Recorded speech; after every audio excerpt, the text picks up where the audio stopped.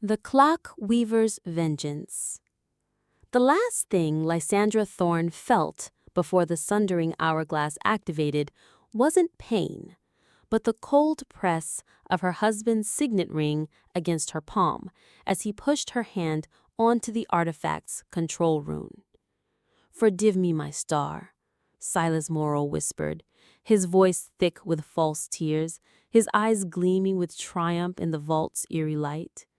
"Viridia needs this sacrifice, but eternity will remember my name." The world dissolved into screaming fractals of stolen time, and Lysandra knew three things with absolute clarity. Silas had framed her, stolen her life's work, and condemned her to temporal exile. She vowed, as the sands of the hourglass consumed her, that she would weave every second of her torment into his ruin. Lysandra didn't land in the sundered sands. She unfolded. Centuries stretched and snapped like worn elastic. She blinked, disoriented beneath the sky fractured by shimmering, unstable time rifts. The air tasted like ozone in regret. Her body felt both ancient and newborn. Her brilliant mind, once Viridia's foremost chronomancer, architect of the city's temporal stability fields, was a jumbled archive of half-remembered equations and the searing image of Silas's betrayal. She was alone in a temporal wasteland, exiled by her own masterpiece, the sundering hourglass, now the cornerstone of Silas's reign as the eternal guardian of Viridia. Her sacrifice twisted into his triumph. The crushing weight of lost years, lost love, lost legacy pressed down, threatening to bury her. But beneath the despair, embers of fury ignited. Silas Morrow would drown in the time he stole. The sundered sands were a nightmare of fractured causality. Time didn't flow, it eddied, looped, and shattered. Minutes could feel like years. Years could pass in a breath. Monstrous, half-formed creatures of unstable time energy, echo hounds, prowled the dunes. Survival meant learning the sand's cruel rhythm. Lysandra, weak and disoriented, nearly succumbed to a temporal vortex on her third day. Dragged towards oblivion, her hand brushed a jagged, crystalline formation, a solidified tear and time. Instantly, a surge of raw temporal energy flooded her, not destroying her, but resonating. Fragmented equations in her mind snapped into focus. She instinctively pushed back with her will, not against the vortex, but against the flow around it. The vortex stuttered, weakened. She scrambled free. This wasn't just survival, it was revelation. The sands weren't just a prison, they were a forge. Her innate chronomancy, amplified by the raw, chaotic temporal energy here, could shape time, not just measure it. She wasn't Lysandra Thorne, the betrayed wife.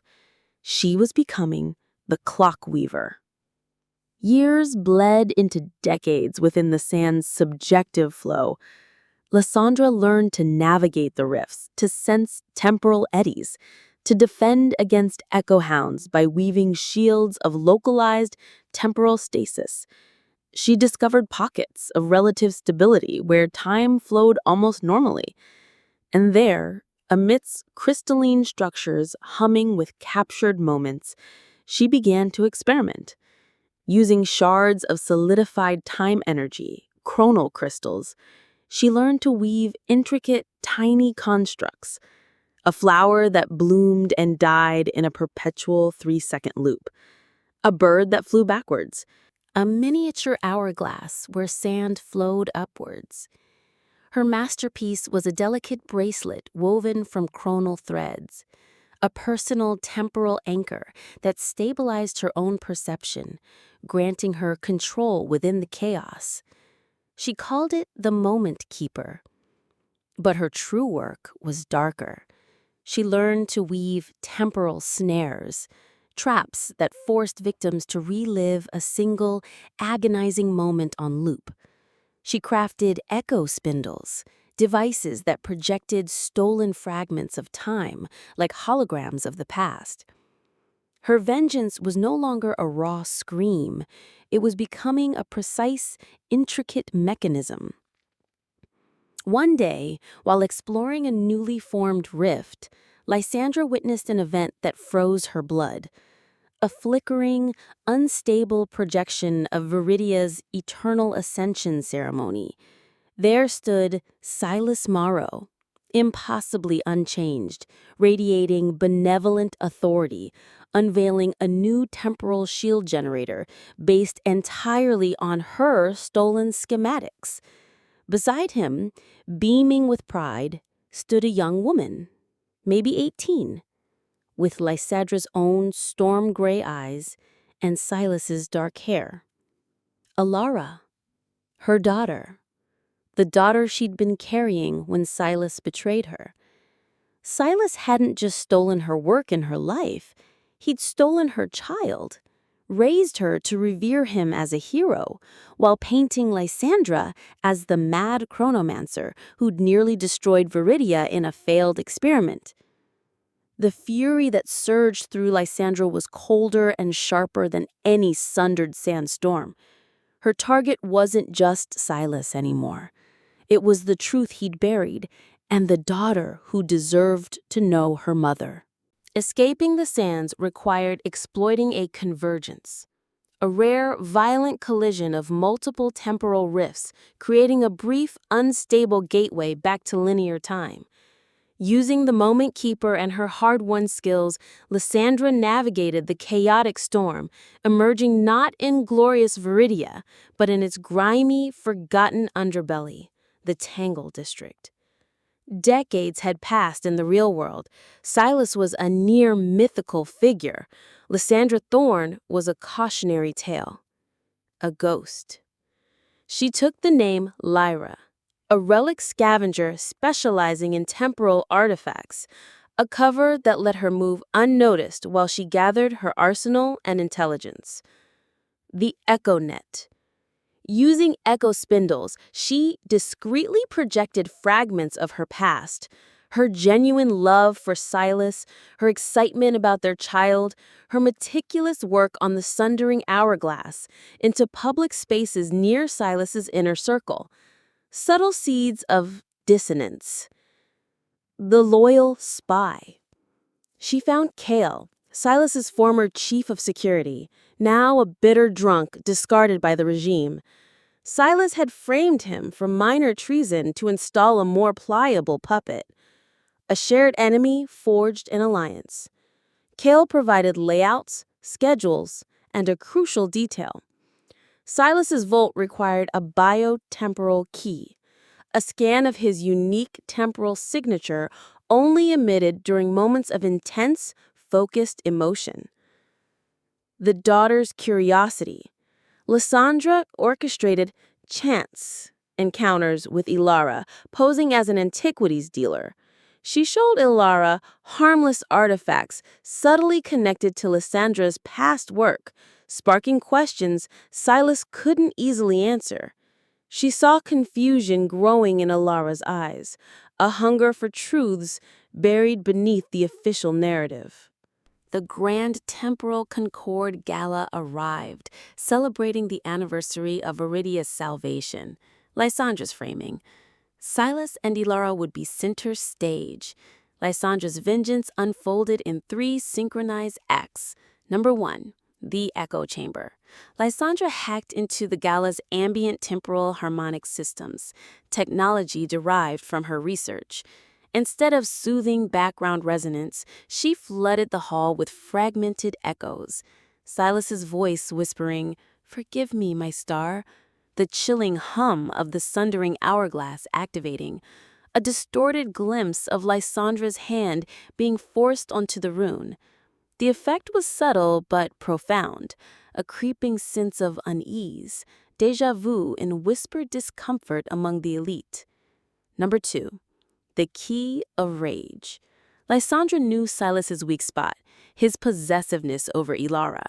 Using a disguised echo spindle, she projected a brief, manipulated image near Ilara. Silas arguing fiercely with a counselor about restricting Ilara's access to historical archives. It was a minor truth, amplified. Ilara confronted Silas publicly, her voice sharp with hurt confusion. Silas, cornered and enraged by the challenge to his control in front of his peers, lashed out verbally, his temporal signature flaring with intense, volatile emotion. Kale, positioned nearby with a chronal resonator Lysandra had built, captured this signature. Number 3. The unraveling. As Silas tried to regain control, Lysandra stepped from the shadows near the central temporal array, the symbol of his power. She deactivated her disguise. Gasps rippled through the crowd. Lysandra Thorne? Impossible! The traitor! Silas recoiled, genuine terror flashing across his face before twisting into fury. Seize her! A sundered sands phantom! Lysandra raised her hand, not in attack, but in revelation. You call me phantom, Silas, then witness the real haunting. She activated her masterwork, the chrono loom, woven from the sand's purest crystals. Using Silas's captured signature, the loom didn't attack him directly. It projected raw, unstoppable temporal echoes onto the giant array screens for all to see. Silas meticulously altering the sundering hourglass logs to frame Lysandra. Silas forcing her hand onto the rune, his face coldly determined, not sorrowful. Silas announcing her tragic accident to the council, already wearing the insignia of guardian. Silas holding a baby Ilara, telling a servant, ensure she never hears Lysandra's name. I am her only family. The silence was absolute, then shattered by uproar. Ilara stared, her face white with shock and dawning horror. Father, is this true? Silas's mask crumbled. He lunged at Lysandra, not with guards, but with raw, untamed temporal energy, the power he'd hoarded. You ruined everything, he screamed. Lysandra was ready. She wove a shield with the chronal loom, but instead of blocking, she redirected his blast towards the temporal array itself. The array overloaded, not exploding, but emitting a localized temporal stasis field, freezing Silas mid-lunge, his expression locked in a rictus of impotent rage. He wasn't dead. He was trapped outside the flow of time, a living statue in his moment of ultimate defeat, forced to watch the consequences of his betrayal unfold in frozen, impotent horror. Chaos erupted, but Lysandra stood calm amidst the storm. She turned to Ilara, her eyes filled with centuries of sorrow and love. My name is Lysandra Thorne. I am your mother. Everything he told you about me, about what happened, was a lie designed to steal my work, my life, and you. I have spent lifetimes in hell fighting to get back to you, to tell you the truth. Ilara looked from the frozen, monstrous figure of Silas to the woman whose eyes mirrored her own, whose presence felt like a missing piece slotting into place. Tears streamed down her face. She didn't hesitate. She stepped forward, not taking Lysandra's hand, but wrapping her arms around her in a desperate, trembling hug. Mother, she breathed, the word a lifeline and a revelation. The days that followed were tumultuous. Silas's regime collapsed. His frozen form became a grim monument to betrayal in the central plaza. The truth of Lysandra's brilliance and sacrifice was restored. She was offered her old position, leadership, accolades. She declined them all.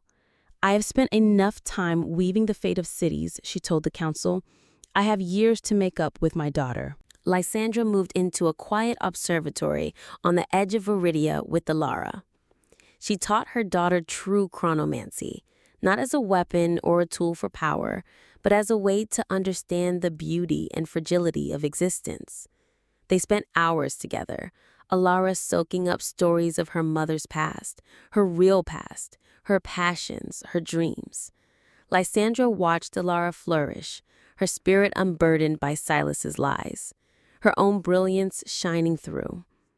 One evening, watching the twin moons rise over Viridia, Alara leaned her head on Lysandra's shoulder. "Do you ever regret it, Mother? The time lost? The vengeance?" Lysandra looked at the frozen silhouette of Silas in the distance, a stark reminder of the darkness she'd overcome. She then looked down at Alara, her daughter, her future, bathed in moonlight. She thought of the quiet joy of shared meals, the thrill of teaching, the simple peace of watching the stars. The fury that had sustained her for so long was gone, replaced by a profound, hard-won serenity. "Regret the lost years? Every day," Lysandra said softly, her voice thick with emotion, but clear.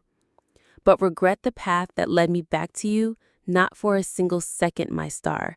He stole my time, but he could never steal my love, or my future. And look at the future we have." She squeezed Alara's hand. "The best revenge isn't destruction, Alara. It's building something beautiful from the ruins. It's living well and loving deeply despite everything they took." Silas remained frozen, a prisoner of the moment he chose betrayal. But Lysandra Thorne, the Clockweaver, had finally escaped the sundered sands of her past. She had woven a new timeline, not of vengeance, but of redemption, love, and a peace more profound than any temporal stability filled. The clocks of Viridia ticked on, but for Lysandra, time had finally begun again, sweet and precious, and filled with the light of her daughter's smile. The long winter was over. Spring, tender and bright, had finally come.